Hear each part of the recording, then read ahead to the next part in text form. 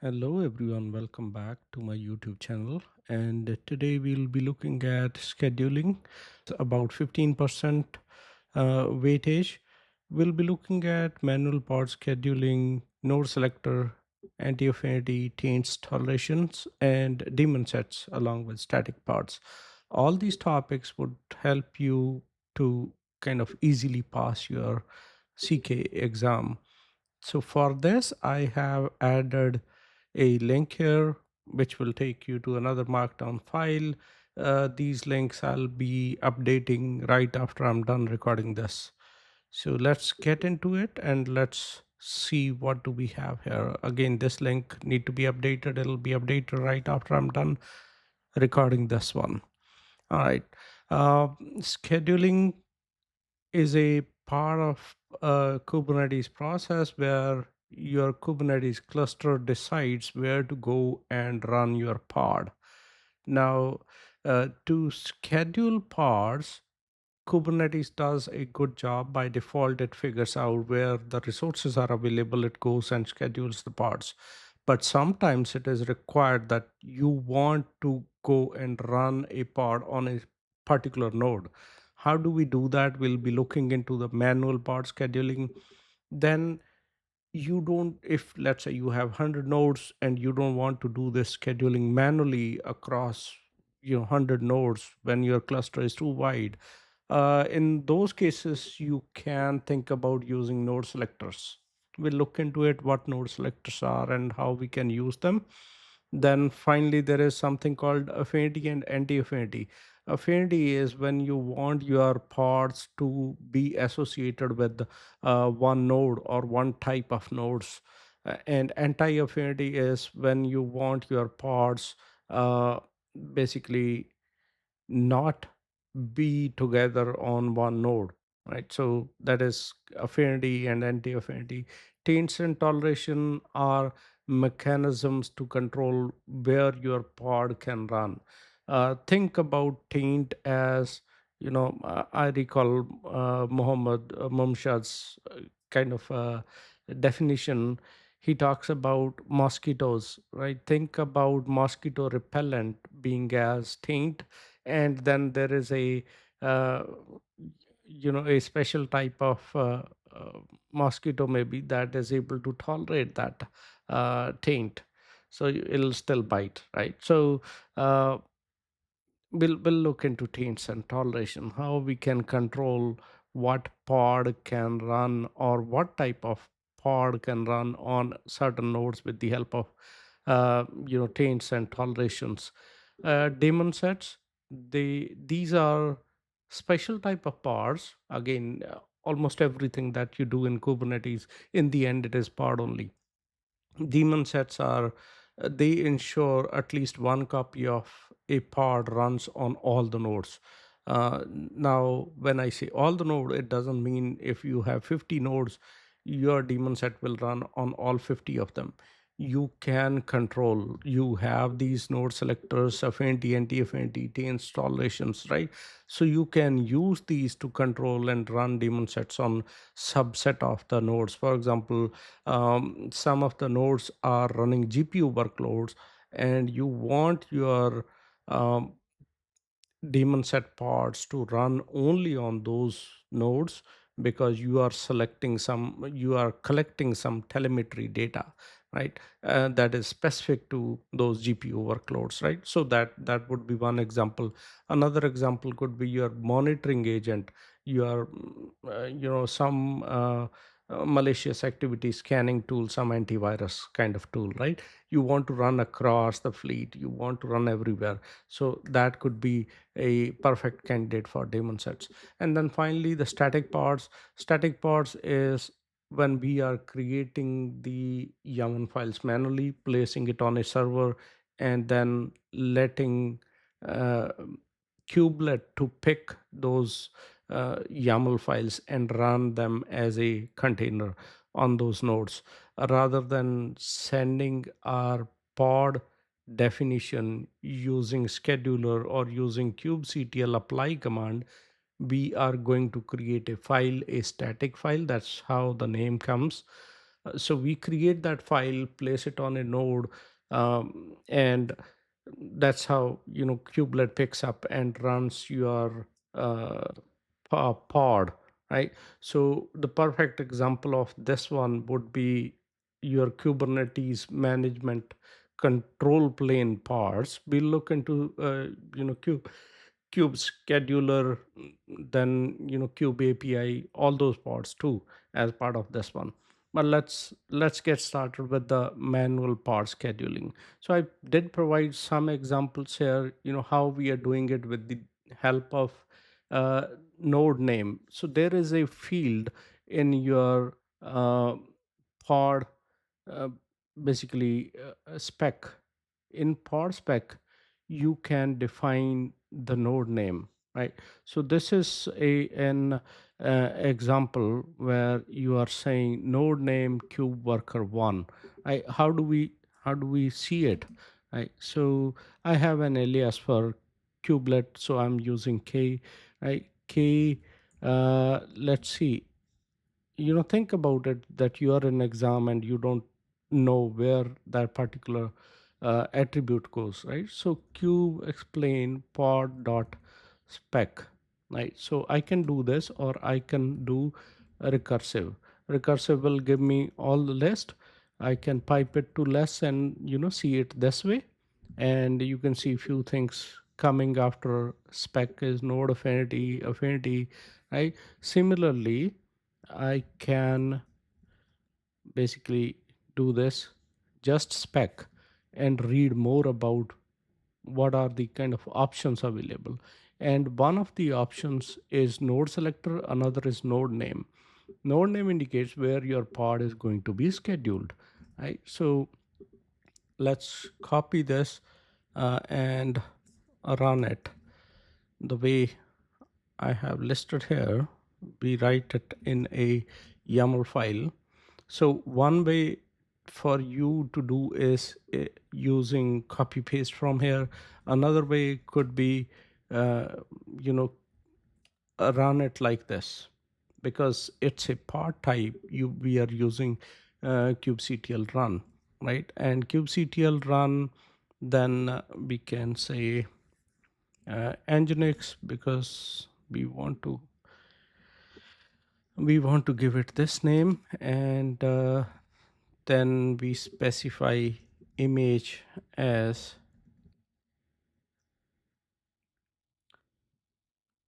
nginx, and then dry run client hyphen o yaml. We can do this way. So I don't want to create that file, but what I want to do is, why am I not creating the file? Because it doesn't have that node selector or node name. I cannot specify on the fly, so I'll have to create a file. So this is how you do it during the exam, right? So we create a file. Let's say we create this file,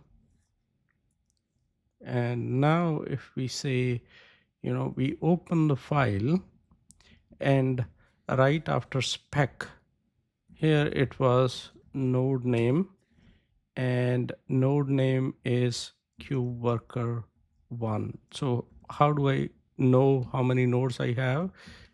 Get nodes, and one of them is this cube worker one. Let's ensure it is the same name. Yes, it is the same name, and that's how you do it. So let's get first, get PO. There are no parts. Now Q apply hyphen F manual scheduled part K get PO, and you can see it says container creating hyphen O wide, and you can see it is creating on cube worker one, right? So that's the idea when you are specifying the node name.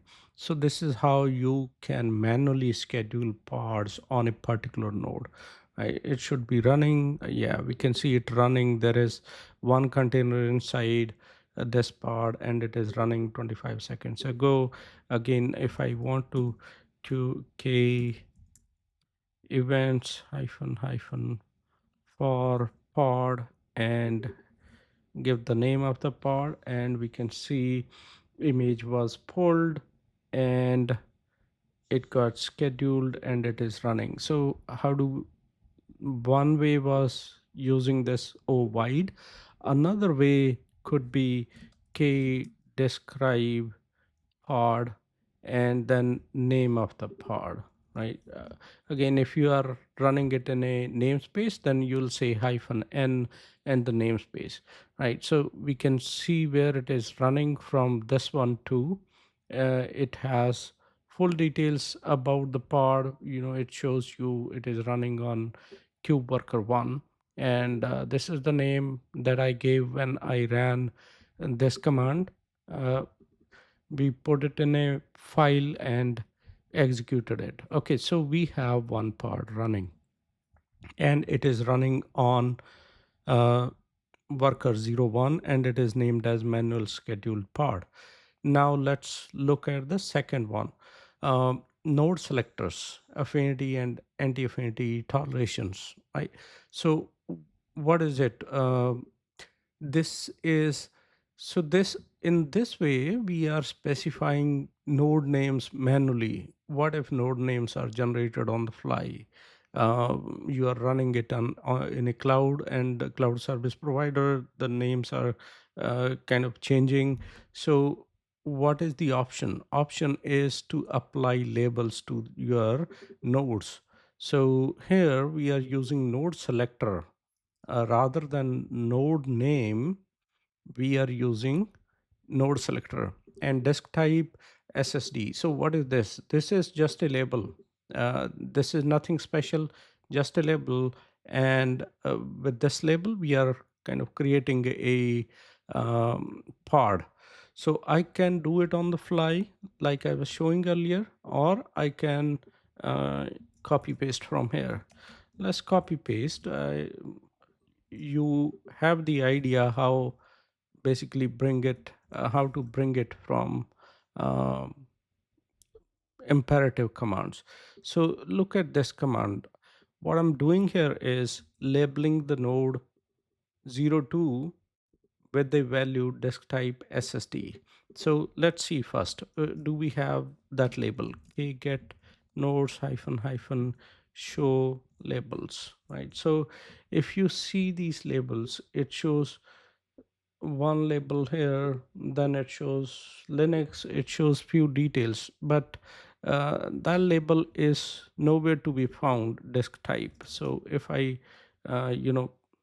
do this and this type, it says nothing found. But if I say, let's say this one, right? So uh, now it gave us all the nodes, but I can then control and say give me only this node, right? So similar story here, this type SSD, there is nothing as of now because there is no label. Again, you can do kubectl describe on node to see it, but let's do it. Okay, node labeled. If I run it now, you can see in the output here it says this type SSD.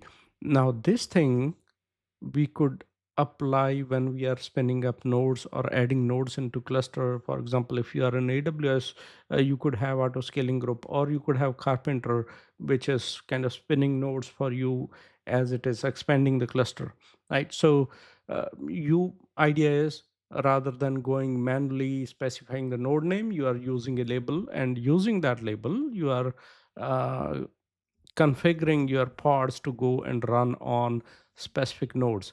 So in this case, this type SSD we applied on worker 2, and let's see if our workload uh, did run. So, and where it is running.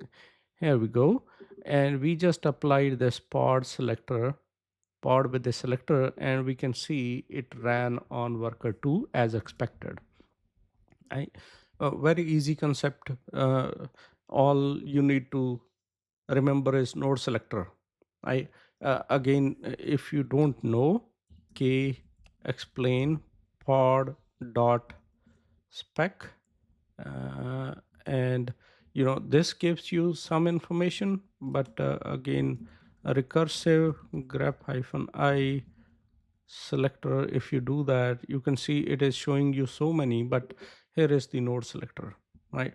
And if you want to read more about it, you can do like this: explain pod spec node selector. So this also tells you at what level in your YAML file you write the node selector. So you write under spec itself. So when I say that you write under spec itself, we can see here after spec there are two spaces and then this node selector comes, right? So this is how it works. uh, Now we have done this. We saw our pod is scheduled correctly on node 2. Now what is affinity and anti-affinity, right? So this is kind of more expressive way to influence the pod placement, right? So now you are able to define, right, required and preferred scheduling. So what is required, what is preferred? So Kubernetes, when you use affinity anti-affinity, it gives you power on pods or your deployment. Basically, then you can say you control if you want your affinity anti-affinity rule to be a mandatory or a uh, something that you wish could happen. Basically, it's not mandatory, right? So required is mandatory one, preferred is what you wish it could do. If it is not able to, that should be okay, right? It's kind of soft requirement. Required is a hard requirement, right?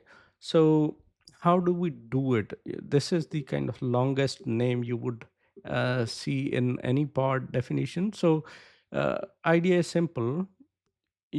Under spec you define affinity, right? So let's see what it looks like when we kind of write it with this. So under pod spec, and if we run affinity, you can see it says it specify pod scheduling constraint where you want to schedule your pods, right? So now look at we have options. We can say on what node it should run. We can say whether it should run on the same node where other pods are running, for example co-locating, right? And this is kind of avoid putting two pods on the same node, right? So anyways, let's look at node affinity. When you kind of double click in node affinity, you can read what it says. It tells you where your pod should be run. uh, Going back to what I was saying, preferred and required, this is kind of hard requirement. Required is a hard requirement versus preferred being the soft requirement. All right. So we are saying it is required during scheduling. When it is scheduling a pod, at that time it is a requirement. But what if pod is already running? We say ignore during execution. Okay. So we don't want pod to kind of move or do something. If Kubernetes scheduler is getting this pod definition, it should kind of look into this requirement when it is scheduling the pods. Basically, try avoiding uh, the your workload disruptions, right? So, all right, let's write this file and see how does it work. Again, how does it provide better control? You have better control with these things. When you say required during execution, inside that you have node selector, then you can define matching expressions. So expressions could become or condition and condition. You can define multiple of these expressions. It doesn't need to be one. For example, in this we say disk type in SSD.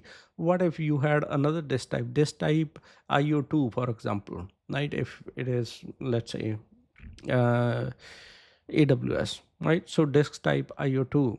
you can do something like that too, right? Since we have defined that label on our node with ssd, we will use this one only, and of course we are running it locally, so we'll ignore that, and let's create this and copy paste the content in file, and k apply hyphen f pod with affinity k get po hyphen o wide. So pod with affinity. You see our pod ran on 02 node. Why 02? Because we asked it to run on a node that has label of disk type, and it has value in one of the values. So one value is SSD and it matched, and that's how it kind of landed on that node. Uh, what if it's not able to match it? Right, in those cases the preferred comes into play rather than required. So it gives you control on how restrictive you want to be, right? So this is how you define your node, your part to go on a particular node. So one way was defining the node name itself, second way was using node selector, third way is using affinity and anti-affinity, right? So the way we did affinity, we can do anti-affinity too. I have not listed it in this example. I've given links to the documentation here at the end. You can read through it again. Whenever you are giving your exam, you need to know where to go and look for the documentations. For example, if I open this page for your reference, right? So it talks about node selector, affinity, anti-affinity, and then you go and read anti-affinity, affinity, right? It explains the things in very much in detail, right? So you should be able to understand when you have more than one, how does it work? How do these two work together, right?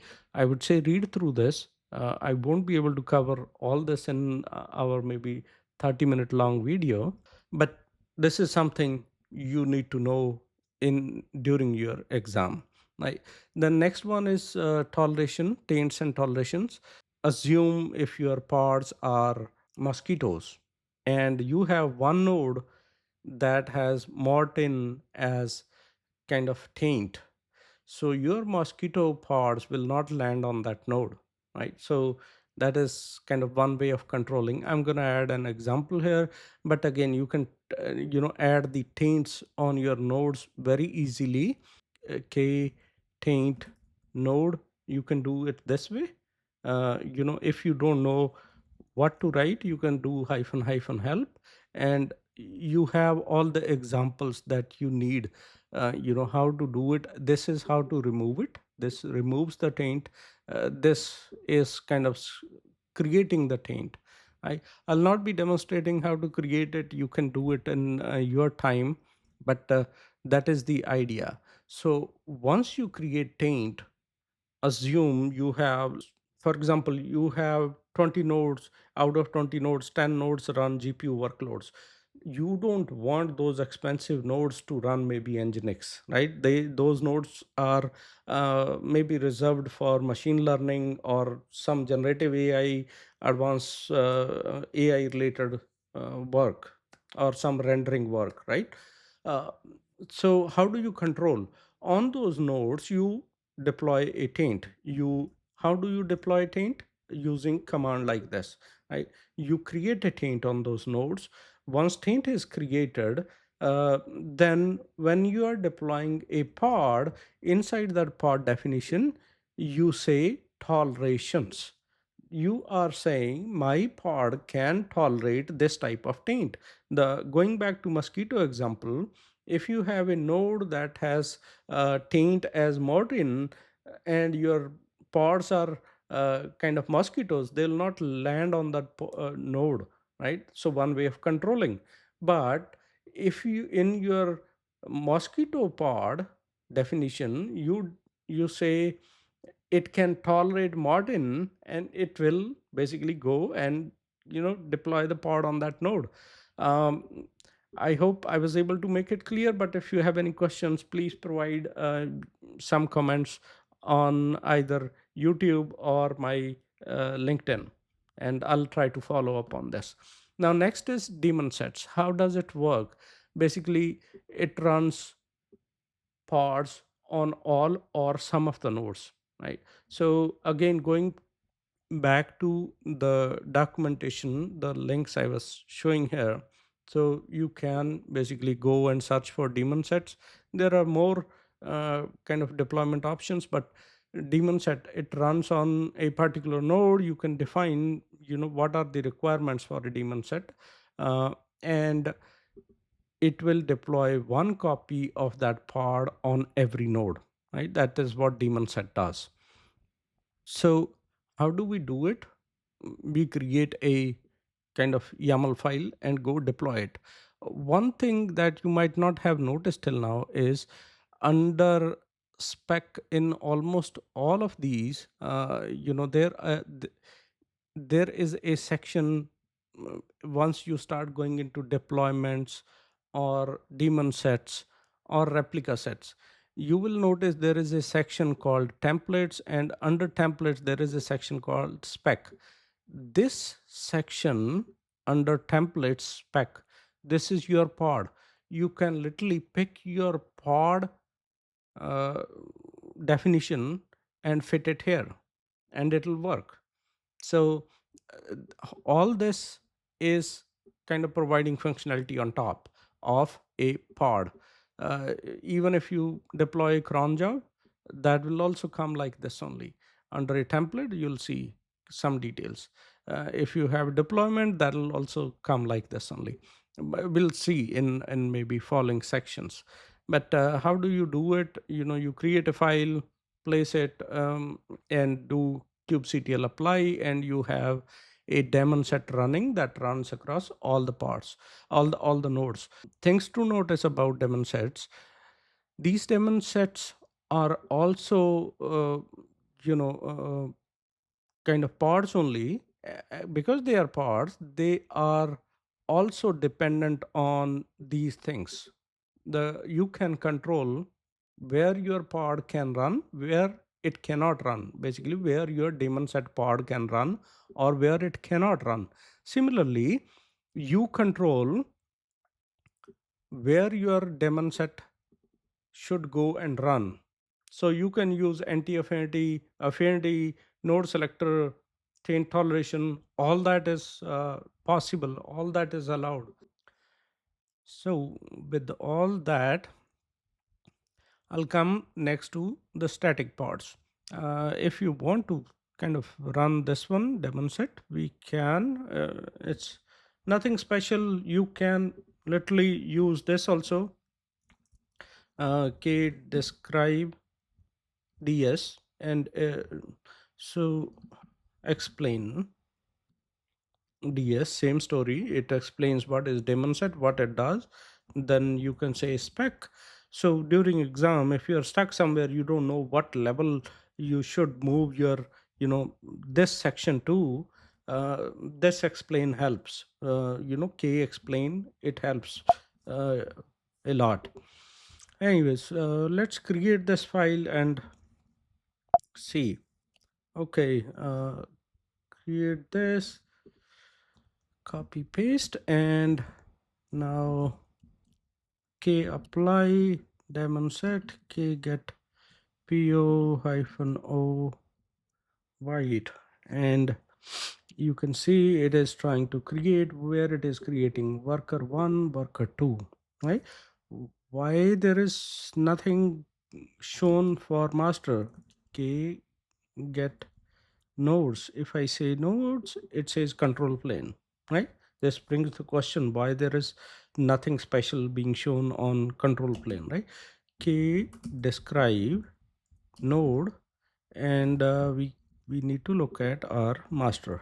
So when we describe it, you'll see it has a taint, and our daemon set doesn't tolerate that taint. That's why our pod has not scheduled on that particular node. So we see there is a no taint on the control plane. That's why our Fluent D didn't go and get deploy on that one.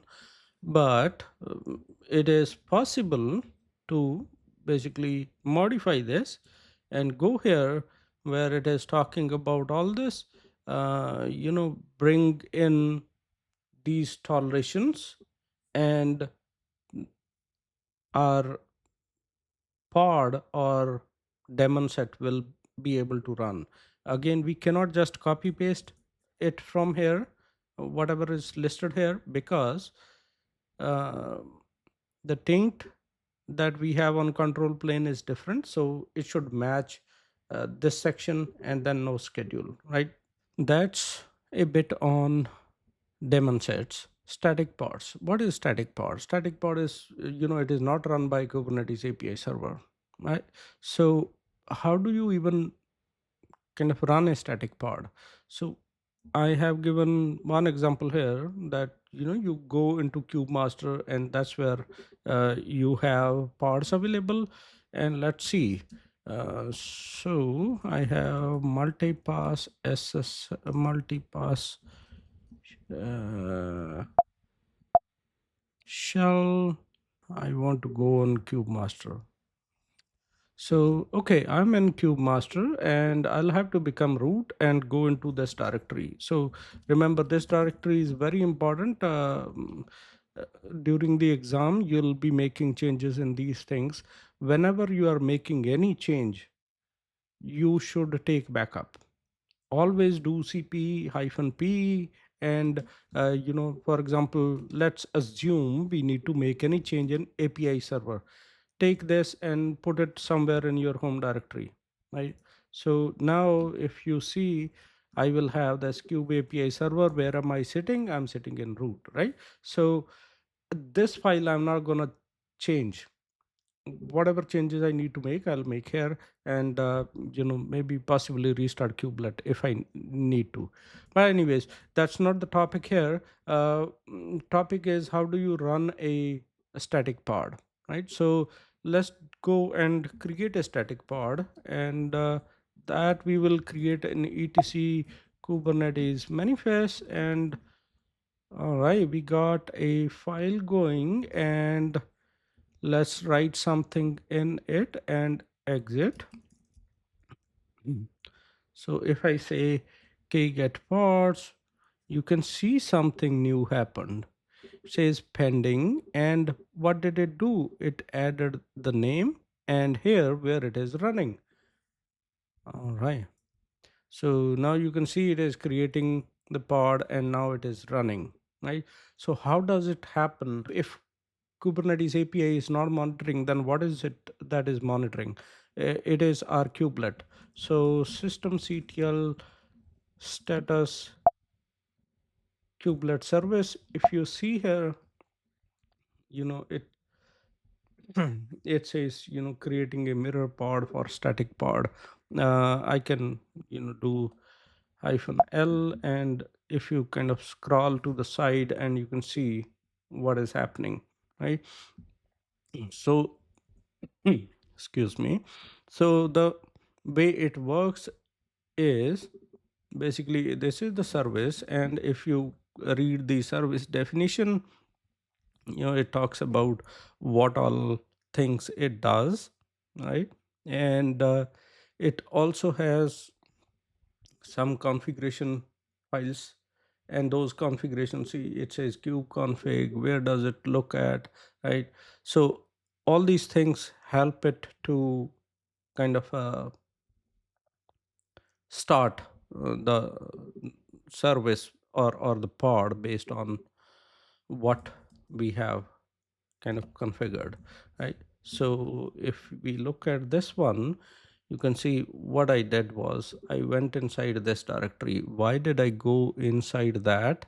When I did kubectl systemctl status, and you can see it is showing here, then it says there is a drop-in file too. So I went into that directory. I wanted to see what is written inside this, and here you can see what all parameter it has. and where it is monitoring, and everything is listed here. If you create a etc kubelet manifest, if you create a file here or modify file here, kubelet is monitoring continuously. It will spin up a new container, and it will name whatever the name you have inside this.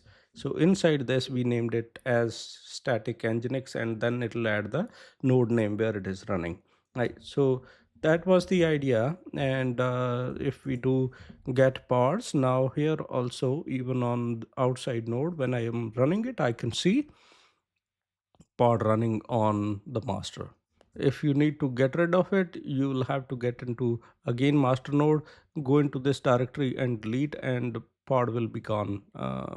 Kubelet will clean it up. I added some questions here, and some solutions too. It'll give you some hands-on practice ideas also that you should work on. But as always, I'm open for any comments, suggestions, recommendations. If you have any topic that is not clear, you want more deeper insights, either message on YouTube or uh, on my LinkedIn, or you can create a pull request, of course, on this GitHub page as well. And with that, I'll be closing, and I'll see you next time. Take care. Happy learning.